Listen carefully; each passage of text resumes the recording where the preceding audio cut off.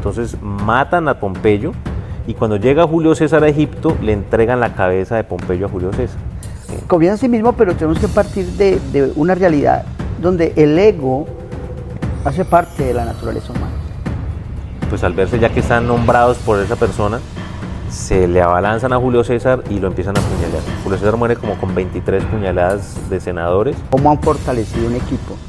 De manera muy técnica, donde son importantes los primíparos o los que están llegando al equipo y también son importantes los veteranos.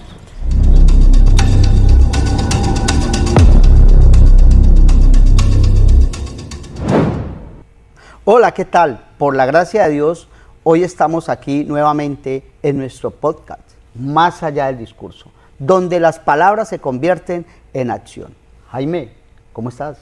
Pues muy bien, Freddy, un saludo para vos y para todas las personas que nos están viendo en nuestro ya tercer capítulo de este proyecto de Más allá del discurso. Y pues bueno, aquí prestos para que sigamos hablando de todos estos personajes históricos. Bueno, el tema de hoy es liderazgo y egocentrismo. Pues vamos a ver desde el ego, pero no desde ese yo que a veces nos infla o nos ciega. Vamos a mirar qué dijeron dos psicólogos importantísimos como Sigmund Freud y Carl Rogers.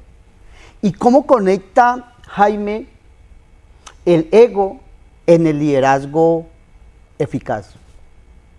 Hoy vamos a conectarnos con todas aquellas personas que de verdad quieren ser líderes y quieren influenciar positivamente. Y miremos cómo compromete o qué tan importante es el ego para que el liderazgo pueda tener esa fluidez que todos esperamos. Y por eso les decimos a ustedes, gracias por estar allí, gracias por conectarse. Y no se lo olviden, suscribirse, darle me gusta, compartir, porque vamos a tener preguntas y ustedes nos van a contestar allí, Jaime. Bueno, sin más preámbulos, vamos a iniciar este conversatorio maravilloso desde esos líderes que resaltan en la humanidad. Sí, mira, ese tema del ego que se puede ver desde el punto de vista positivo, pero que también tiene una cara como amarga, y es cuando se empieza a volver el egocentrismo, ¿no? Cuando empieza a ver la megalomanía, esas ínfulas que empiezan a crecer en los líderes de manera negativa. A veces es muy difícil diferenciar cuándo cruza la línea entre un acto de seguridad en sí mismo, ¿no? Un acto de autoestima y un acto de egocentrismo. A veces es difícil, a veces el resultado de la batalla es el que va a decir, ah, no, eso fue un gran acto de seguridad en sí mismo, o la derrota en la batalla decir, ah, sí, fue por egocentrista. A veces la línea es muy delgada y uno no sabe cuándo una cosa es una y cuándo es otra. Habíamos hablado la otra vez de la posibilidad de hablar de Julio César en esta ocasión. Julio César es un personaje histórico de muchísima talla.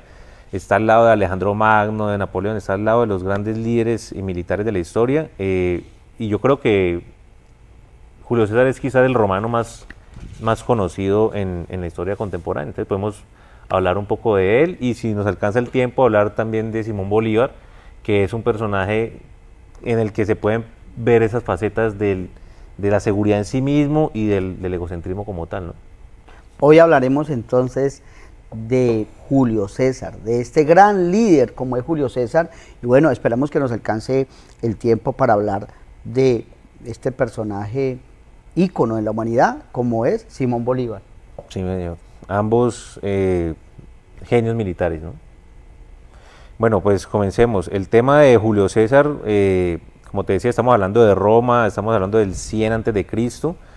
Julio César su papá muere muy joven y digamos que él queda como en custodia de su mamá. Y él tiene un tío que es como el que tiene el poder en ese momento. En Roma hay unas guerras civiles, varias guerras civiles, esa es una de ellas.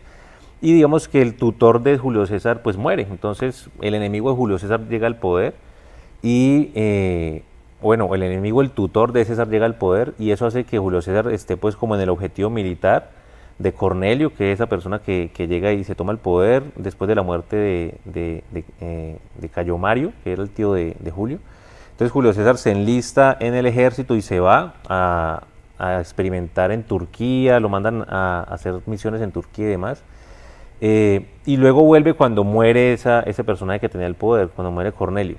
Cuando llega Julio César, resulta que él es hijo de una familia pues, que tiene cierto linaje y cierto poder económico, y pues cuando llega ya le han quitado todas las propiedades, él le toca empezar de cero. Ahí quizás hay un acto, él se hace abogado, y quizás hay un acto como vimos en Lincoln, como vimos en Churchill, pues de levantarse después de una caída. Llega, no tiene propiedades, no tiene ni estatus, y él le levanta el estatus a la familia. Ese acto de resiliencia que hablábamos la otra vez. Ese acto de resiliencia, se vuelve abogado, Esa recupera el capacidad de estatus. resiliencia. Es una capacidad de resiliencia.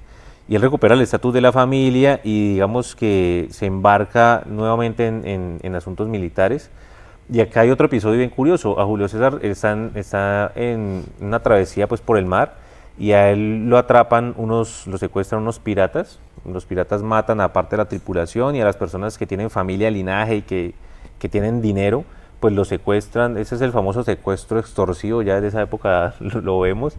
Y es muy curioso porque, mira, Julio César, ellos piden como 20 talentos de plata por Julio César, y Julio César les dice, no, pero ¿cómo que 20 talentos? Yo valgo más. Pidan más por mi secuestro, pidan 50 talentos de plata. Pero eso sí, yo luego que me liberen y que vuelva a la libertad, los voy a buscar y los voy a matar. Entonces, mírate el nivel de, ¿cómo se llama?, de su autoconfianza de una persona que está secuestrada, que les dice a sus secuestradores, no, pidan más plata por mí, pero si cuando yo salga, voy a volver por usted y los voy a matar. Se burlaron de ellos, de hecho, de él. Dijeron así, se burlaron de su arrogancia, pero le copiaron al plan y efectivamente pidieron más plata, lo liberaron. Y lo curioso es que el año después organizaría una flota, organizaría a todas esas personas que habían sido atacadas por los piratas, y va en busca de los piratas, los vence en batalla y los crucifica a las personas que lo secuestraron a él años atrás. O sea, cumplió literalmente lo que dijo que iba a hacer. Entonces, desde ahí se empieza a ver quién iba a ser Julio César, desde la perspectiva no solo del poderío militar, sino de cuando toma una decisión, la cumple. Y digamos que es un episodio de la historia que quedó ahí marcado como un acto que puede verse de arrogancia, pero que en últimas cumplió lo que dijo que iba a hacer. El caso es que él sigue creciendo militarmente, mucho. Militarmente empieza como a ganarse mucha fama, y llega y ocupa un espacio en el Senado. En Roma era así, cuando vos tenías un tema militar muy poderoso o ibas ascendiendo militarmente, también ibas ganando espacio en la política. Entonces él se hace senador y él sigue creciendo en sus ganas de más. Esa es una de las características de Julio César. Llega a espacios de poder muy grandes, muy importantes, pero él quiere más. Él piensa en que no ha logrado todo lo que puede lograr. Siendo senador ya quiere ser sumo pontífice o pontífice máximo, que es una figura muy importante en la Roma de esa época, y él se alía con otro senador que tiene mucha plata, que se llama Marco Craso. Y él se alía, Marco Craso le paga la campaña y efectivamente él logra ser máximo pontífice. Justo ahí hay un tercer senador que se llama Pompeyo, que empieza a ver esa alianza entre ellos dos y no me gusta para nada. ¿Qué hay ahí? Un acto de envidia, si se quiere, o un acto de, como no sé cómo se llamaría eso en psicología, pero yo veo que ellos dos empiezan a unir, a aliarse, y entonces empiezo yo a conspirar contra ellos porque no me gusta esa alianza. Y me siento por fuera de esa alianza. Entonces empieza como a conspirar contra ellos. El caso es que Julio César llega incluso a cónsul, que vendría siendo como las veces de presidente acá, en la época actual, o sea, al máximo cargo. Y obviamente pues Pompeyo ya no se aguanta más esa situación, él está por fuera de ese parche, por decirlo así. Y mira que aquí hay otra genialidad de Julio César. Julio César puede haberse unido con Marco Craso y eliminar a Pompeyo. Pero, Jaime, ¿y cuál sería la identificación que tenía Julio César con Pompeyo? ¿Por qué se identifican? ¿Cuál es esa identificación como para él contar con él y no con el otro? ¿Por qué aliarse con Craso? Él se alió con Pompeyo. Se alió con Craso, y Pompeyo era el tercero, el senador que estaba viendo esa alianza y que estaba muy celoso de esa alianza. Ah, él salió con el otro. Sí, salió con Craso. Pues porque Craso tenía el poder económico. Ya. Craso tenía el poder económico, y Craso ve también en Julio César pues una alianza interesante, porque Julio César es un militar muy aguerrido y Craso no es buen general. Entonces digamos que es una alianza hasta lógica. El tema es que Julio César tiene la posibilidad, él puede proponerle a Marco Craso que se alíen y que eliminen a Pompeyo, pero hace algo bien interesante, invita a Pompeyo al poder y dice, no, pues venga, pues gobernemos los tres. Eso se llama el triunvirato, es el primer triunvirato en la historia, pues conocida.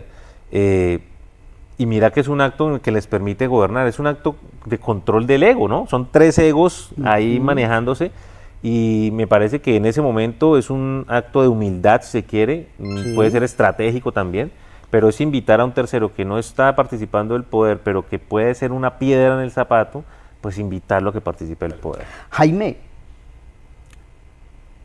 ¿cuál era la estrategia de Julio César al querer compartir el poder con estos dos egos, como es el de Craso y de Pompeyo?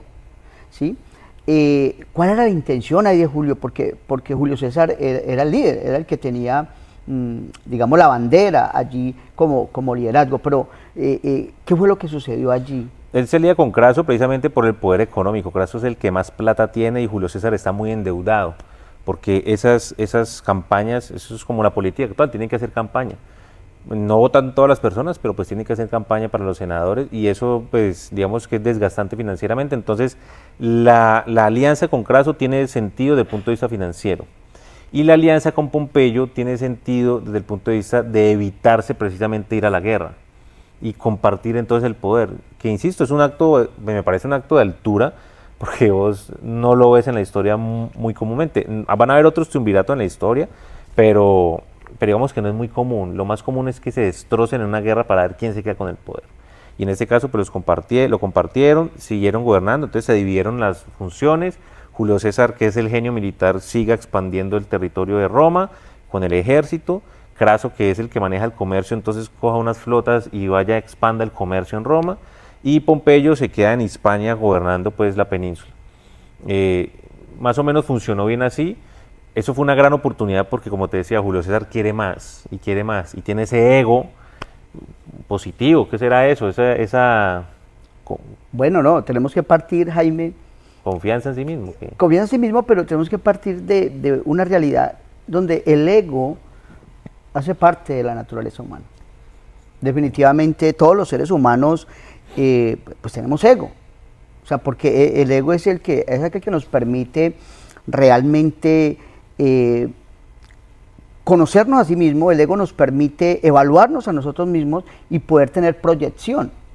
Entonces, quiero como hacer un paréntesis allí a la historia que estás hablando de Julio César, Jaime, donde bueno, el ego es bueno, el ego es malo. Hablemos de la definición del ego teniendo en cuenta que pues hay muchas definiciones del ego, y el ego en sí, el ego es necesario para la socialización. Por eso estos tres actores allí tenían un ego bien acentuado, bien claro, porque ellos tenían una capacidad de socializar con la gente para poder lograr su cometido, y era ser líderes reconocidos. El ego, entonces, ¿qué es el ego? Entonces, el ego, ¿qué es? Si nosotros estamos diciendo que en el argot de la vida todo el tiempo hemos hablado de ego, y podríamos mirar muchas definiciones desde la psicología occidental, desde la psicología o desde la parte oriental, desde la espiritualidad oriental, podríamos tener muchas definiciones. Y mira, Jaime, que yo quisiera preguntarte, Jaime, este número, ¿sí? ¿Qué es este número? O sea, ¿cómo lo ven ustedes? ¿Cómo ven ustedes este número? ¿Qué valor tiene este número para Jaime? El 9, yo veo 9. Para ustedes, ¿qué valor es este número? Porque para Jaime es el 9. Para vos. Pero para mí, Jaime, el valor es el 6. Este es el 6. O sea que así lo podríamos ver el 6. Y así el mismo número, el 9. Por eso la definición de egocentrismo es trivial, es de donde usted es parado. ¿Cuál es tu visión? ¿Desde dónde ves el ego?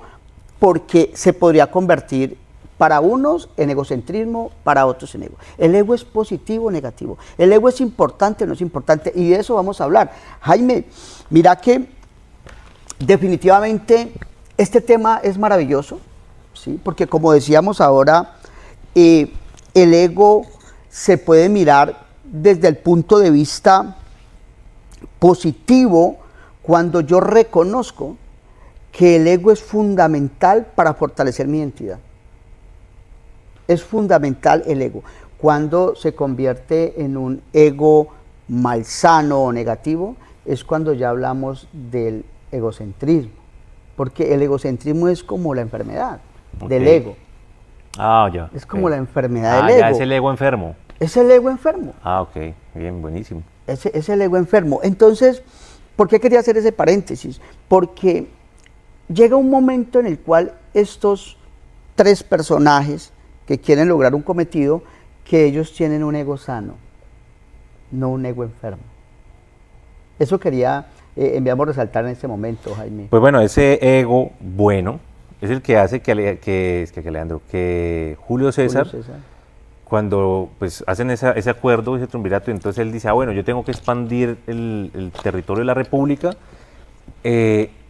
Digamos que Roma tiene una zona donde no ha podido entrar, se llama la Galia, es lo que hoy es el norte de Francia principalmente, pues también hay algo de Bélgica y Alemania ahí, y no habían podido entrar allá. Y mira que eso es bien interesante porque en el liderazgo contemporáneo, en el liderazgo de las oficinas, de las empresas, de los equipos deportivos, de lo que sea, de los equipos políticos, hay tareas que quizás nadie quiere hacer. Hay algunas tareas que nadie quiere hacer, que son muy difíciles, que ya se han intentado y que no lo han logrado. Julio César, en ese afán de querer pues llegar más allá, él dice, yo voy a tomarme la Galia. La Galia le han intentado tomar varias veces y era un terreno muy hostil. Julio César entonces se da cuenta que la Galia está dividida en varios reinos y que pelean entre ellos internamente, entonces él empieza a sobornar a algunos, a amedrentar a otros y empieza a entrar a la Galia y logra someter a los galos. Entonces, más victorias para Julio César. ¿Y qué pasa con el ego? Más se le infla el ego, más se cree el cuento. Y él manda riquezas para Roma, se hace más rico, se empieza a devolver ya para Roma nuevamente y ve lo que hoy en día es Gran Bretaña, ve la isla Bretaña. Y entonces él solo lo había leído en escritos que existía esa isla y la ve y él dice, no, yo voy hoy es por más. Y ahí también va a haber un acto de resiliencia, él intenta entrar a Britania, y pues no puede porque el mar le tumba los barcos, cuando llega lo reciben con toda la parte bélica y lo sacan corriendo, pero hay un acto de resiliencia porque él vuelve e insiste hasta que entra, dura un año en Bretaña peleando, pero domina Bretaña también, o sea que conquista la Galia y Bretaña, lo que hoy es Francia y lo que hoy es Gran Bretaña, o Inglaterra pues, lo conquista.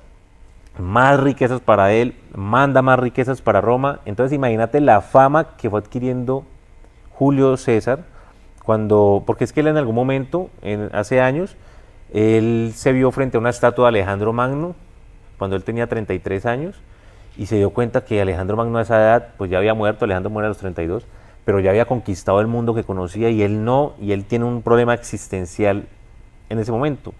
Él jura que él va a lograr conquistar lo mismo que conquistó Alejandro, o sea, él quiere hacer esa gesta grandísima y se compara con Alejandro Magno, como también lo haría Napoleón en un momento. Entonces, por eso él conquista todo eso y tiene ese afán de pasar a la historia como un gran conquistador y pues imagínate la fama que adquiere al haber dominado esas zonas y al haber expandido el territorio de la República Romana. Más fama, entonces Pompeyo en Roma, más envidioso todavía porque escuchaba de Julio César y él ya no quiere saber de Julio César. O sea, imagínate el nivel de envidia que puede tener, que puede sentir él, recelos, yo no sé eso como celos puede ser. Y él definitivamente le empieza a hacer la contra a Julio César, empieza a hablar con el Senado, antes de que Julio César se devuelva, a decir que no, que Julio César se extralimitó y no sé qué, y mandan a llamar a Julio César para hacerle un juicio. Y Julio César, con ese ego como lo tiene, recibe la notificación y dice, sí, yo voy, pero voy con todas mis tropas y me voy a hacer respetar. Y arranca con todas sus legiones para Roma. Antes de entrar a Roma por la península itálica, por la bota itálica, hay un río que se llama, bueno, se me olvida el nombre de ese momento, y ese río, el Rubicón. Y ese río, hay una ley romana que dice que los generales tienen que dejar a sus tropas atrás del Rubicón y pasar solos. Y si pasas con tus tropas, le estás declarando la guerra a Roma. Y esa decisión que tuvo que tomar, pues digamos que marcó el no volver atrás, ¿no? Entonces, bueno, pero antes de avanzar, cuando Julio César llega a Roma, se me estaba pasando una genialidad de Julio César, porque cuando Julio César se está volviendo de Britania, se da cuenta que los galos se vuelven a levantar contra Roma. Entonces él tiene que volver a la Galia, pues a dominar eso, y ahí se encuentra con que hay un personaje que se llama Vercingétorix, que tiene, digamos, como el dominio o liderazgo de todos los galos, pero cuando llega Julio César, Vercingétorix huye y se estaciona en una ciudad y se atrinchera en una ciudad. Entonces Julio César va y lo rodea, y Julio César está en esta situación. Está Vercingétorix atrincherado en la ciudad y Julio César lo rodea. La estrategia de Julio César es sitiar la ciudad, es decir, rodearlo, que no entre alimento hasta que los de adentro pues tengan que salir por hambre. Pero también tiene la noticia de que hay un grupo de galos que van a apoyar a Vercingétorix y que están llegando hacia donde están ellos en la ciudad. Entonces aquí es muy importante el tema del liderazgo, porque a veces para liderar tú tienes que salirte del libreto, tienes que salirte del manual, porque digamos que una de las características de los grandes líderes es la creatividad, resolver problemas que no están escritos. Entonces, ¿qué hace Julio César? Él rodea la ciudad, la sitea, crea un muro, la sitia, crea un muro para que no puedan salir, están los romanos afuera, y crea otro muro por fuera para que los que van por fuera no puedan entrar. O sea, esa genialidad que hace Julio César será estudiada por el resto de la historia como un acto en el que él sale del manual y se encierra él en dos muros. Claro, así puede enfrentar a los que vienen desde afuera y continúa manteniendo con hambre a los que están adentro. Y claro, eso hace que Vercingétorix renuncie a la batalla, que se entregue, que sea derrotado como tal. Y pues ahí sí es cuando viene Julio César con esa victoria tan grande de haber dominado todos sus terrenos para la República de Roma. Pasa el río, el Rubicón, entra a Roma. Pompeyo se ha ido porque sabe que Julio César viene con toda. La gente en Roma cree que Julio César se va a vengar y que va a destruir Roma, pero no, él llega a gobernar sanamente. Deja encargado a Marco Antonio, que es uno de sus manos derechas o su mano derecha, y se va a Grecia a perseguir a Pompeyo. Acá pasa otro acto de soberbia de Julio César, y es que cuando enfrenta a Pompeyo por primera vez en Grecia, él lo subestima. Él cree, pues es que viene muy inflado el ego, viene de unas batallas muy grandes, viene de conquistar territorios para Roma, entonces él ya cree que él ya como era un dedito va a ganar, y Pompeyo le gana. Pompeyo lo derrota a Julio César. Julio César ahí se da cuenta que subestimó a su enemigo, un acto de egocentrismo, y digamos que él recapacita, porque aquí viene otro tema bien interesante. En la segunda batalla, esa batalla digamos es muy importante porque esa batalla la gana Julio César, pero Julio César tiene inferioridad numérica. Te hablo de la segunda batalla con Pompeyo. Pompeyo tiene una caballería grande, mucho más numerosa que la de Julio César. Ambos son ejércitos romanos, luego ambos tienen la misma técnica y ambos tienen la misma disciplina. Roma dominó tanto y por tanto tiempo porque los soldados romanos tenían una característica y era la autodeterminación, pero sobre todo la disciplina. El ejército romano era muy disciplinado. Y en este caso tenés a dos ejércitos romanos que se están enfrentando con la misma técnica, con el mismo nivel de disciplina. El de Pompeyo es más numeroso, pero gana Julio César.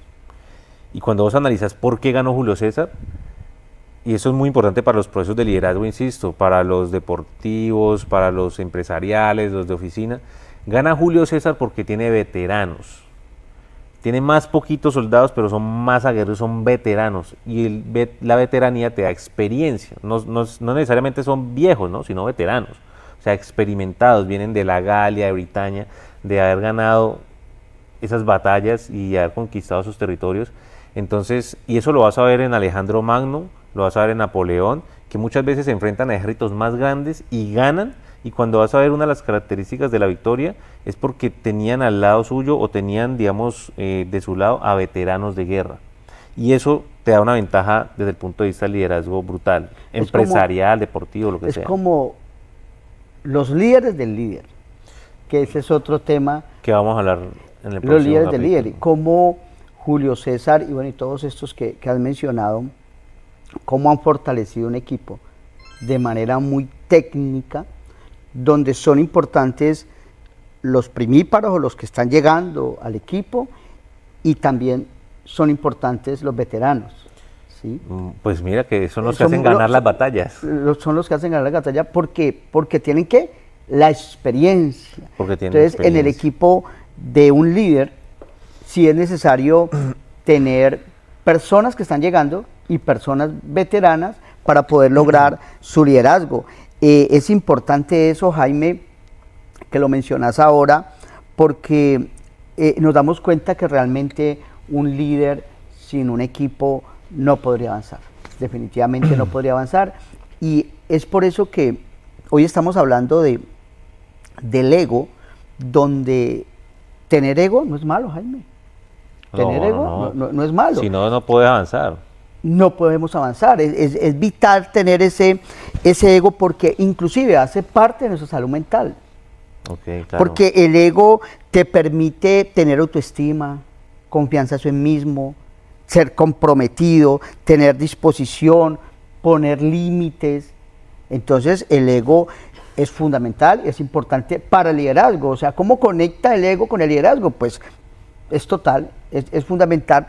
Pero estábamos hablando también de, bueno, hasta qué punto Julio César y todos estos actores, y todos estos personajes, pues, no llegaron a rayar al egocentrismo, ¿no?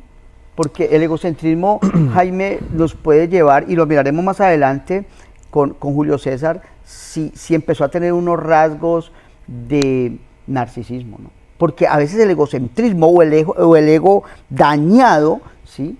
El ego dañado, que es el egocentrismo, nos puede llevar a ese tipo de patologías. Porque el egocentrismo es la distorsión de un ego sano. Donde Claro. el líder egocéntrico, Jaime, no escucha, no reconoce sus errores y empieza pensando, primero yo, es que yo soy el más importante, es que yo soy el que empieza a reclamar, empieza a juzgar, empieza a generar inseguridad. El egocentrismo impide la empatía y el diálogo sano. Hay que resaltar eso, Jaime, porque esa característica la tiene Julio César.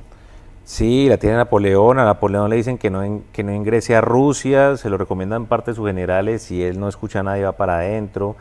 Alejandro Magno en un momento determinado se le rebotan sus tropas en India porque ya no quieren seguir avanzando hacia el oriente y él quiere seguir avanzando. Entonces digamos que muchas veces los líderes no escuchan a sus tropas, no escuchan a sus líderes y se enceguecen. A veces les sale bien, a veces, como en el caso de Napoleón cuando entra a Rusia, él sale derrotadísimo de Rusia, también Alejandro sale derrotado de India, y digamos que en el caso de Julio César, él pues cuando vence a Pompeyo, Pompeyo se va para Egipto. En Egipto pasa algo y en Egipto están en guerra también, están en guerra.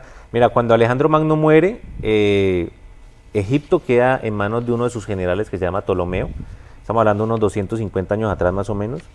Y Ptolomeo pues tiene una descendencia, entonces está Ptolomeo II, Ptolomeo III, Ptolomeo IV, así. Los hijos, los varones, y las hijas se llaman Cleopatras, Cleopatra I, Cleopatra II, Cleopatra III. Entonces en esta época ya de la que estamos hablando de Ptolomeo XIII, hermano de Cleopatra VII, que es la Cleopatra de las películas, la mujer más linda del mundo en esa época. Ellos están en guerra por el poder. Ptolomeo está en el poder y Cleopatra le está peleando el poder. Entonces cuando llega Pompeyo huyendo de Julio César a Egipto, Ptolomeo lo primero que piensa es que Julio César va a venir y va a destruir todo. Entonces matan a Pompeyo y cuando llega Julio César a Egipto le entregan la cabeza de Pompeyo a Julio César. Julio César estalla en ira porque Julio César dice que él no quería matar a Pompeyo, que él lo quería derrotar vivo e incluso luego hasta gobernar con él nuevamente, o sea, darle espacios de poder. Entonces digamos que tiene una rencilla con Ptolomeo, luego Cleopatra se encuentra con Julio César, se hacen amantes y Julio César toma una decisión y se va contra Ptolomeo y apoya a Cleopatra. Entonces así como derrotan a Ptolomeo, él muere ahogado en el río Nilo y Cleopatra se vuelve la reina de Egipto. Entonces, claro, eso hace que en Roma estén pensando, uy, Julio César se va a volver un emperador, porque ahorita ya se, pues digamos, no se casó, pero está de pareja de la reina de Egipto, Cleopatra. tienen un hijo. Entonces ellos empiezan a pensar que él se quiere como nombrar emperador, y esa figura de emperador en ese momento pues ya está como mandada a recoger. Entonces lo que hace eso es que empieza a causar muchas envidias en los senadores, y bueno, y gracias al poder que tiene Julio César, a esa megalomanía que decíamos ahorita, a esa subida de humos que tiene él, pues se hace nombrar dictador perpetuo. Estando en Egipto lo nombran dictador perpetuo desde Roma, y hay un momento en el que su amigo, su mano derecha, como en una celebración, le pone como una coronita, como entre chiste y chanza, y Julio César a no dejársela poner, pero eso a los senadores les da a entender como que este man sí se quiere coronar emperador, y entonces empiezan a conspirar contra él los senadores. Entonces mira cómo Julio César viene de la cúspide de dominar zonas, de entregarle más tierras y más territorio a los romanos, de crecer la república, pero ya empieza a caer en desgracia porque esa egolatría hace que él ya quiera ser el epicentro de todo. Y ya nombrarse dictador perpetuo es tener el poder de por vida, y si tiene un hijo, luego entonces se declara emperador, y entonces ya hay un linaje, y entonces los senadores dicen, no, esto es una república. Y conspiran contra él. En un momento le entregan un pergamino en el Senado para que él lea las peticiones de los senadores. Cuando él lo está leyendo, se acerca a unos senadores alrededor de él como para leer qué es lo que él está leyendo. Y en un momento, cuando está rodeado por los senadores, uno lo agarra de la túnica, saca un puñal y lo va a apuñalar, pero Julio César es militar, entonces empieza a forcejear con ese senador, y ese senador, al verse ya casi que derrotado en ese enfrentamiento, empieza a gritar auxilio, auxilio. Estamos en pleno Senado romano, y empieza a nombrar a los senadores que hacen parte de la conspiración por nombre propio. Auxilio, empieza a nombrar que Freddy, que Sebastián, empieza a nombrar. Y entonces los senadores, pues al verse ya que están nombrados por esa persona, se le abalanzan a Julio César y lo empiezan a apuñalar. Julio César muere como con 23 puñaladas de senadores. Marco Antonio se da cuenta de eso y trata de venirlo a salvar, pero no puede. Y digamos que esa es la muerte de Julio César. Marco Antonio luego irá a cuidarle a Cleopatra, Marco Antonio a cuidarle a Cleopatra a Julio César, a cuidarle el hijo, y luego es la historia de que ellos mueren. Lo asesinan los senadores en el Senado a puñaladas. Y estaba en la cúspide. Era el dictador perpetuo en ese momento. Dictador, dijiste, era un dictador. O sea que también me surge una pregunta, si tener la respuesta ahí, Jaime. ¿Tenemos alguna evidencia, digamos, cómo fue la niñez de Julio César? Pues Julio César, él perdió el papá desde muy niño. Él, digamos, que tiene un protector o alguien que lo apadrina, que es su tío Cayo Mario, perdón. Y ese tío, pues digamos que ayuda en su formación. Julio César tiene formación militar, Julio César tiene formación desde muy joven, pero él sí tiene ese vacío de esa figura paterna como tal. Digamos, su mamá sí participó de la crianza de él, pero su papá, digamos que obviamente no. Y mira que esa infancia, esa niñez de Julio César influye mucho en cómo termina Julio César, porque Julio César, pues es evidente que es un líder potencial que maneja masas, pero mira que Sigmund Freud habla del ego, y él primero plantea, digamos, que la mente humana la divide como en tres estructuras: el ello, el yo y el superyo. Entonces el ello, ¿sí?, toda persona nace con esa estructura y con esa parte mental. O sea, el ello está relacionado con el placer, con esa necesidad de supervivencia, pero es como muy primitivo, ¿no? Es esa mente primitiva. El cerebro reptiliano. El cerebro reptiliano de que se habla. Y el superyo, el superyo es más desde la norma, ¿sí? Es más desde lo social, desde la postura, desde el mostrar, ¿sí? Y el yo, que está, digamos que Sigmund Freud dice que el yo lo relaciona como que es un mediador, ¿sí? Es un conciliador entre el ello. Entre esa búsqueda de placer y esas normas que hay que respetar. Que regula, Okay. ese regulador. Entonces, y ahí viene el ego, ¿sí? A regular esa parte. A regular esa parte, desde el ego y en esa estructura mental del yo, ¿sí? Es que empieza a formarse, ¿sí? Ese liderazgo de Julio César y empieza a tener un yo positivo, un ego positivo. Que son las ambiciones sanas que él tiene, querer ser grande en la vida. Claro, de primero que todo, regularse esas situaciones internas desde el ello y cómo poder sortear esas situaciones del super yo que están relacionadas con la norma, la sociedad, la regulación. Entonces empieza a tener un ego sano, un ego positivo que le permite avanzar como ser humano, que tiene una misión y empieza a tener triunfo, pero llega un momento, como veo el final de Julio César, es que llega un momento en que ese ego sano se enferma. Se enferma, claro. Se enferma y empieza a manifestar un egocentrismo.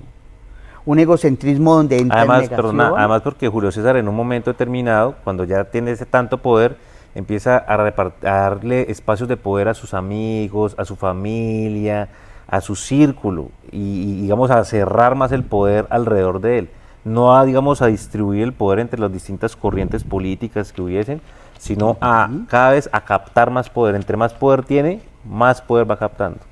Sí, claro, interesante eso porque estaba diciendo Jaime que Julio César se enferma, esa parte mental del ego que lleva una línea positiva, donde es mediador, donde escucha al equipo, donde se autorregula, donde le da más valor al consciente, pero regula el inconsciente y empieza a ser ese gran Julio César, ¿sí? Que empieza a ganar batallas, como lo contaba esa historia maravillosa, Jaime, de Julio César, y por eso me apasiona tanto ese espacio, esa historia tan bonita. Pero Julio César se enfermó, se volvió egocentrista.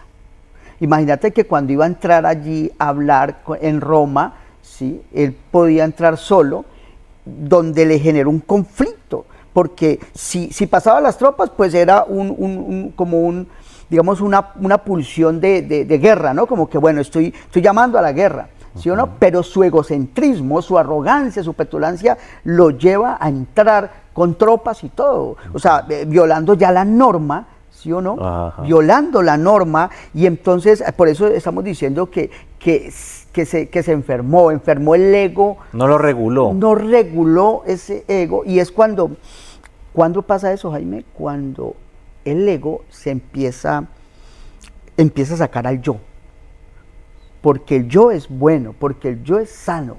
Entonces el ego se empieza a creer más que el yo, ¿sí?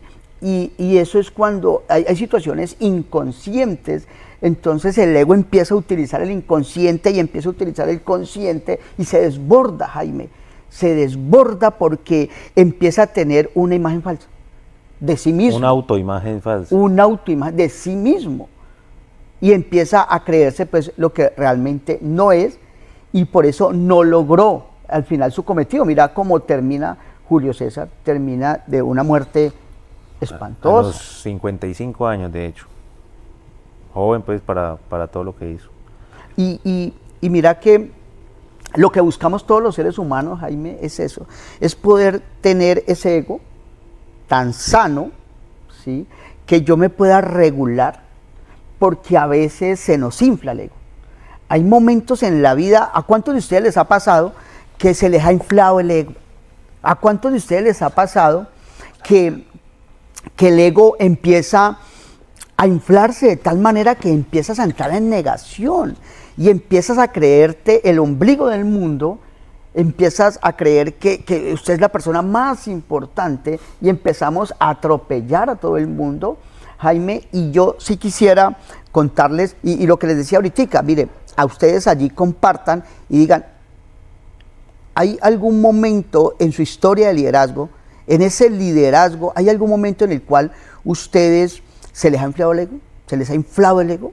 ¿Han llegado al egocentrismo? ¿Ese ego sano se ha empezado a dañar? Compartan allí, respondan en esa pregunta. ¿Ha sucedido en algún momento de su liderazgo? Porque, permítame redondear pues la idea que tengo, Jaime, y es contando, ustedes que nos están escuchando ahí, contando una experiencia. Si me permiten, a mí personalmente en el liderazgo en el que he venido aprendiendo, ¿cómo te parece que llegó un momento en el que mi ego se empezó a enfermar? A tal punto que me fui para Medellín, Jaime, en Semana Santa, y empecé a compartir con unos amigos, y el amigo me dice, contame Freddy, ¿cómo estás? Y empezó a hablar el egocentrismo, empecé a mostrar desde un ego enfermo, no, pues que yo hago esto, que yo soy que yo, y cuando termino, me dice mi amigo, vení, pero ¿quién es Freddy? Porque me estás hablando desde posiciones, desde logros, desde aceptabilidad social, desde unos logros tanto económicos como sociales, pero realmente ¿quién es Freddy? Y empezó a perderse la esencia de Freddy. Y tuve un encuentro, y con esto termino. Aquí, Jaime, la historia que quería contar, mira, terminé teniendo una experiencia dolorosa por equivocación. Me esposaron, me llevaron a una estación de policía y terminé siendo inocente, terminé en una estación. Yo allí recluido, Jaime, y ahí pude reflexionar acerca de mi ego, de mi egocentrismo, pero con una condición de humildad. O sea que eso es lo que quería decir finalmente. Es a través de la humildad que uno puede empezar a regular ese egocentrismo y a sanar ese ego. Es la contra. La humildad. Ok, claro que sí. Ya. Bueno, Jaime, hermano, muchas gracias. De verdad yo me apasiono cuando yo te escucho hablar de esas historias y definitivamente me quito el sombrero, pues, y por eso allí estas personas que nos están escuchando, que están muy atentas cada día pues a nuestro podcast, les encanta estas historias y cómo podemos hablar de un liderazgo auténtico, un liderazgo sano que nos lleva a trascender. Y bueno, desafortunadamente, Jaime, llegamos al final de este espacio donde las palabras se convierten en acción. Jaime, muchas gracias.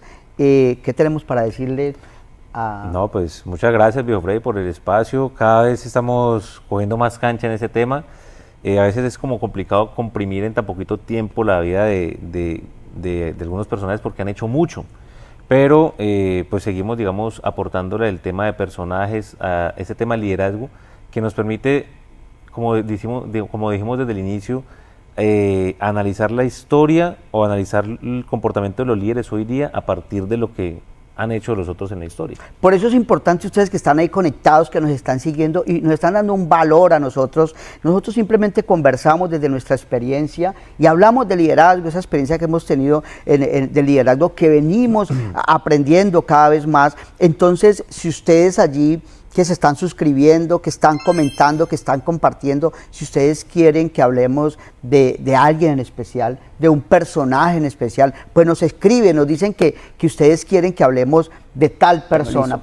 Eso es lo que buscamos, que ustedes también se conecten con nosotros, porque nosotros aquí tenemos un conversatorio, pero definitivamente ustedes son los que nos dan el aval, si lo hacemos bien, regular, bueno o malo, y si continuamos. Entonces nos vemos en nuestro próximo podcast. ¿Cuál es el próximo tema, viejo Freddy? Los líderes del líder. Ok, el equipo de trabajo de los... Ese equipo de trabajo, vamos a mirar qué tan importante es tener un equipo. Okay. ¿Sí? Es tener un equipo y por eso hablaremos de los líderes de líderes. Entonces, Jaime, nos vemos en el próximo podcast. Saludos.